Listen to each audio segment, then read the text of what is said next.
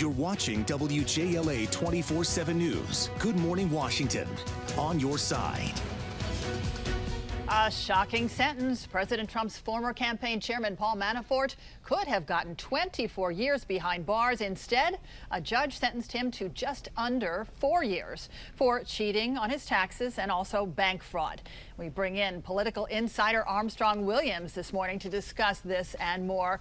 And Armstrong, good to see you. The judge here, T.S. Ellis, saying that the recommendation of 24 years was just too harsh for a man who has lived an otherwise blameless life. Of course, people are talking about this. Democrats blasting the sentence, saying it's too short. What do you think? You know, I remember right after Manafort was no longer running the Trump campaign. I don't know if many people remember this, but Trump himself said, "I had a crook running my campaign." Those are words of the president. Now, why would the president say that? You know, I don't know if we remember Constantine, known as KK, the Russian, sort of like a mobster who Manafort met with at the cigar bar in Manhattan, New York, and they believed he exchanged a trope of Trump's emails.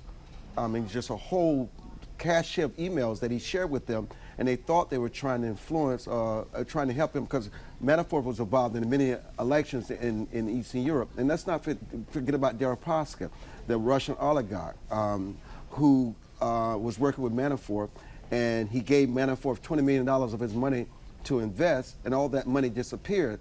And all of a sudden, when Manafort became chairman of Trump's campaign, he had his assistants send out an email to this guy saying, "Let this guy know where I am now. And in other words, is there anything else I can do to satisfy that debt?" And then also, Manafort decided not to take a salary in the Trump campaign. Why? What was it that Manafort set up through Trump's campaign, through his contacts, to help pay off all the debts, the massive debts, and all the things that he was involved in through these people that he's involved in, not only in Russia.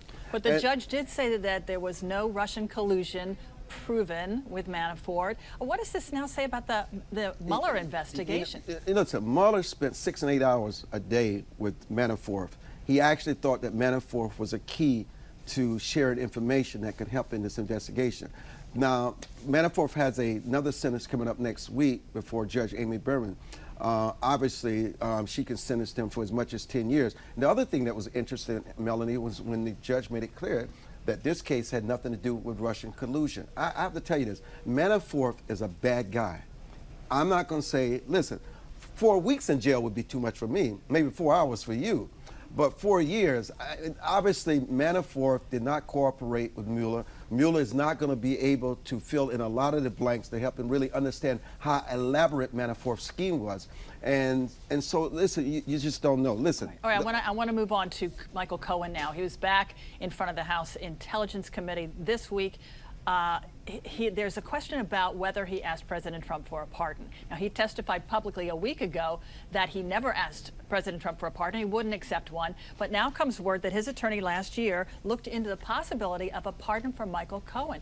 Did Michael Cohen perjure himself? Yes, and he knew he was perjuring himself. And his own lawyer, Lanny Davis, came out to correct the record that he did talk about a pardon. It was put in an email, but all of a sudden, since they stopped paying his legal fees, he decided that he was no longer interested in a pardon in any way, shape, or form. But before the committee, he did lie. And also this week we're hearing there was an exchange between Maggie Haberman with the New York Times and CNN over the hush money payment, and Haberman suggesting that perhaps Trump didn't know that was a hush payment, that perhaps he thought it was a legal fee. Yeah, because there were over 11 payments, $3,500. Trump probably was not aware what Michael Cohen was paying the money, because he had a lot of bills that he was paying, and he just assumed that it was something else. What Haberman was saying, just because there's an appearance doesn't necessarily mean that Trump was paying hush money. All right. Another big issue this week, the House passing an anti-Semitism resolution, and this was sparked by a comment by one of their own, Representative Ilhan Omar, and she had said some disparaging things about Israel and whether some payments were being made and that money going into paying for elections and that kind of thing. It was seen as anti-Semitic comments. Oh, no, not seen. She is a stone cold, in her heart, anti-Semite. This is someone who made these comments, something very similar 3 weeks ago, and Nancy Pelosi thought they could get this under control. And here we are a couple of weeks later, she's saying something even worse. I mean, normally it takes new House members. She has not been in Congress for 4 months, Melanie. Normally it takes them 2 years for them to really reveal who they are. This is what's in her heart. This is what she really believes. And she's representing her constituency in Minnesota. And listen, they just put a Band-Aid on it. They made her pass this, whatever they called it yesterday. But listen, we will revisit this again. She will not change. In fact, because there are many people out there who believes what she's saying, she will become emboldened and nothing's going to change. This is a problem for the Democratic Party. And the Democratic House coming under fire for not moving more swiftly. Originally, they had put off or delayed that vote that finally happened yesterday. They did not even mention her name. The cowards would not mention her name. And yet they wanted to do the same with Stephen King.